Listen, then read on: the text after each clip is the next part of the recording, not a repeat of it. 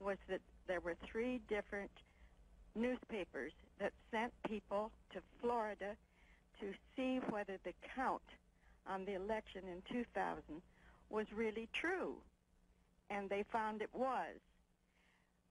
Most of the people that criticize Bush keep saying that it was stolen. Now, if the newspapers actually went down and discovered this, why hasn't all 3 or 4 of the big newspapers put headlines that the election was right? And if they want to continue to have people be split on this point, then it will continue. But why wasn't that reported more vigorously? One more. Richmond, Virginia, you're on, a Democrat. Good morning, gentlemen. I have to take issue with Mr. Stephens' comments that the WMD was spin and not a lie. Those of us who followed the story closely know that Hans Blix was out there saying, give us more time, give us more time. We're getting the access we desire. And we had the Bush administration saying that the inspectors are being blocked and they're not being given access. We also had reporters and analysts at the time saying that there were indications that all the WMDs were destroyed. We also know that the speech before the UN saying about the aluminum tubes and the dust and all that was trumped up. I believe that was an outright lie. I don't think that was spin. Thanks, caller. There you have it, Mr. Stephens. 3 more. All right. Well, let's see. To your first caller who credits the intelligence of bin Laden and is amazed that we haven't been able to find him, I was in northwest Pakistan in December, and this caller should really at least scan some pictures of the kind of terrain out there to give a sense of how easy it would be to evade even massive manhunts in those remote, unbelievably mountainous tribal areas where he is thought to be hiding. So the suggestion that somehow, you know, any halfway competent administration could have picked up bin Laden, and it's a testament to some extraordinary dereliction of duty that we have, and it's just is based in a kind of degree of ignorance.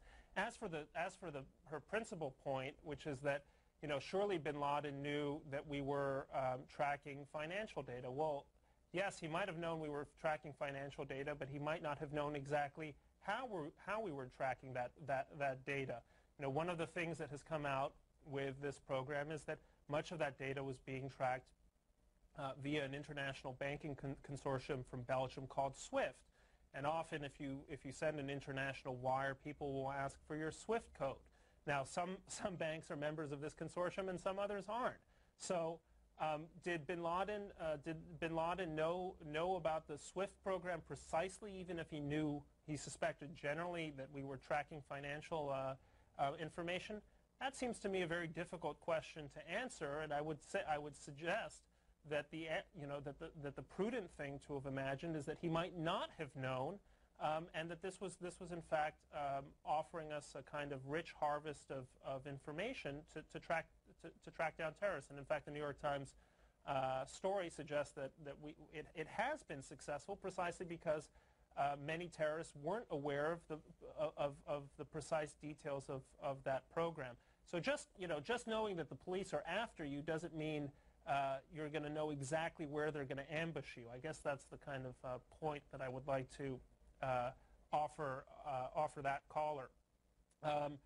Your caller from Indiana who reprises the 2000 election dispute, I know certainly the Wall Street Journal did extensive reporting on it, and I think concluded that by most methods, most counting methods, including the ones that Gore had advocated, Bush would have come out the winner of the election by various margins. So that information was made publicly available, at least in my newspaper.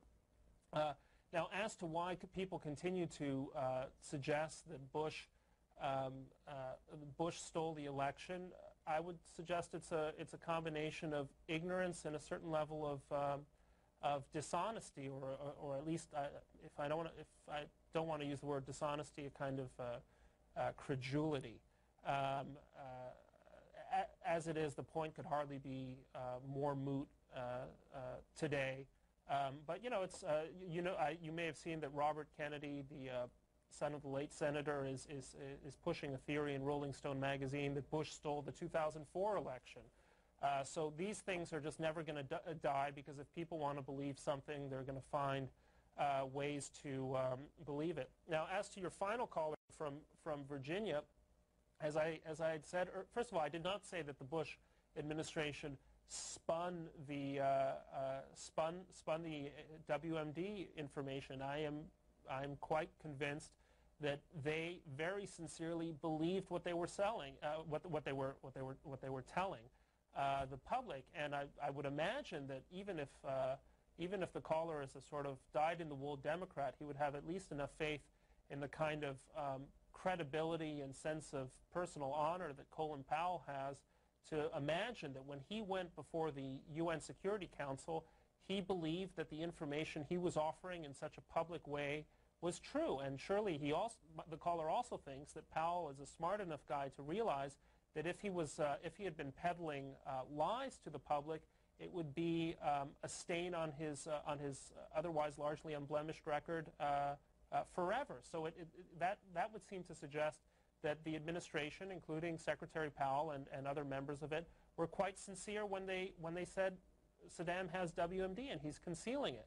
Now, the issue that he brings up with Hans Blix doesn't have to do with the possession of WMD. It has to do with the timing of the war, the decision to go to war in March of 2003 instead of waiting another 4, 6 months, a year for Hans Blix group to do a more comprehensive survey. Now that was a political decision, and I think it's perfectly fair to say that the administration could have waited longer. On the other hand, it's perfectly fair to say that Saddam had been disingenuous with the United Nations for 12 years. He was in violation of numerous UN Security Council sanctions, and that the issue wasn't waiting another 3 months. The issue was a track record going back all the way to the first Gulf War.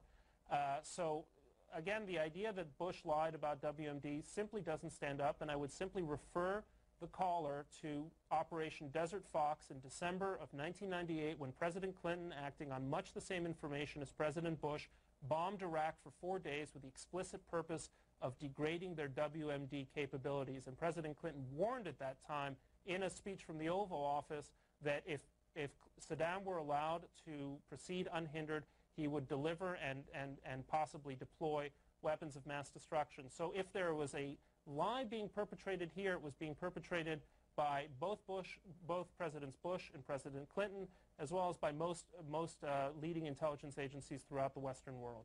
If you've just joined us, you're listening to or watching Bret Stephens. He was raised in Mexico City. He lives in New York City now with his wife and 2 children. He's the former editor-in-chief of the Jerusalem Post. He's back at the Wall Street Journal this time since 2004, has a regular column every week, Foreign Affairs, and also serves on the editorial board. 3 more calls. We're about out of time. We're going next to Clawson, Michigan. You're on the air. Thanks for taking my call, Brian, and I really appreciate the insight of Bret from the Wall Street Journal. The only comment I have about the New York Times story is they said it was a compelling interest to publish the story. I submit to you that I think half the people in the United States can't even balance their checkbook, not only be concerned about this compelling story about the swift intervention as far as banking is concerned. And I have just a couple other comments. I think the country is getting too soft. We're too politically correct.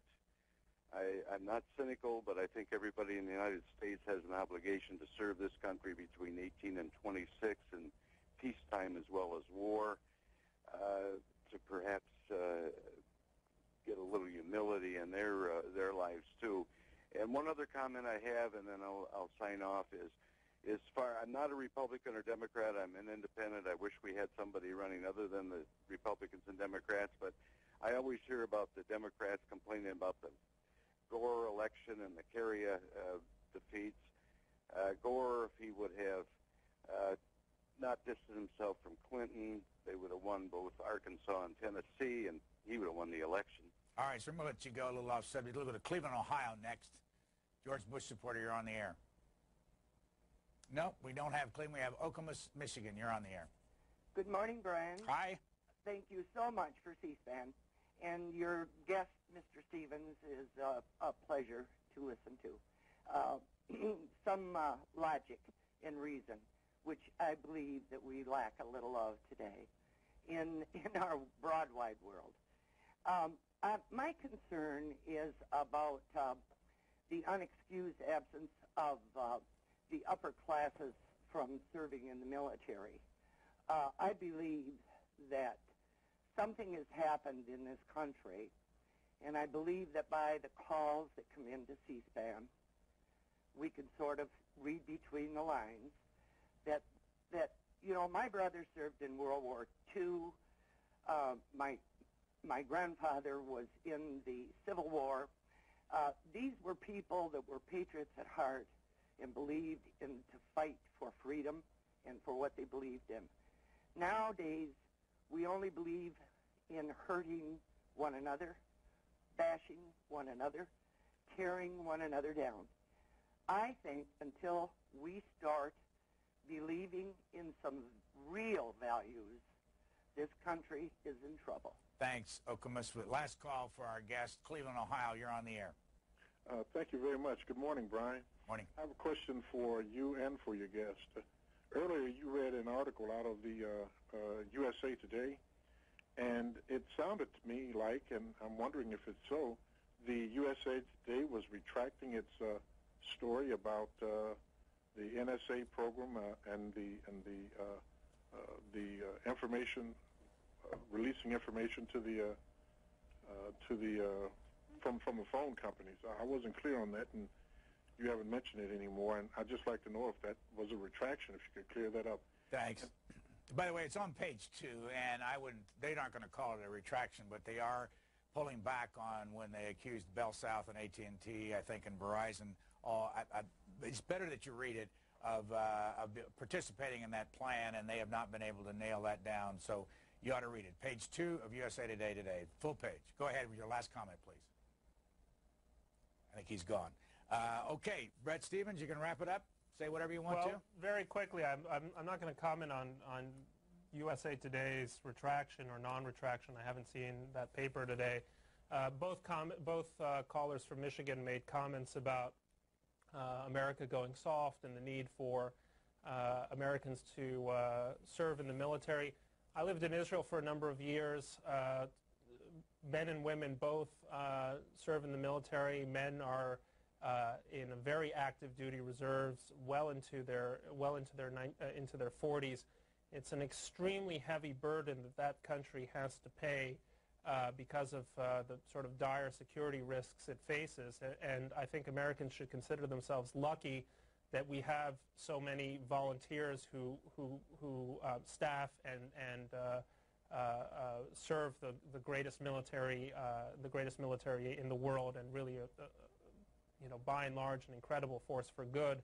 But I certainly would not want most Americans who don't feel an obligation to have to spend 8 years of their life drafted into the military. That seems to me very far from bedrock American principles about what American life is all about. I do agree that it's unfortunate that fewer people from upper classes or with Ivy League backgrounds are in the military, but that's also a function of the fact that so many Ivy League institutions bar organizations like ROTC from being on their campuses, and I think that's a real shame. The military isn't a calling for everyone, but for those for whom it is, it ought to be an option, and our universities ought to not prescribe it. So with that, thank you very much for having me on your show. And thank you, Bret Stephens. First time appearance on C-SPAN's Washington Journal, and we hope you'll come back and join us again. Thank you. Bret Stephens in New York this morning.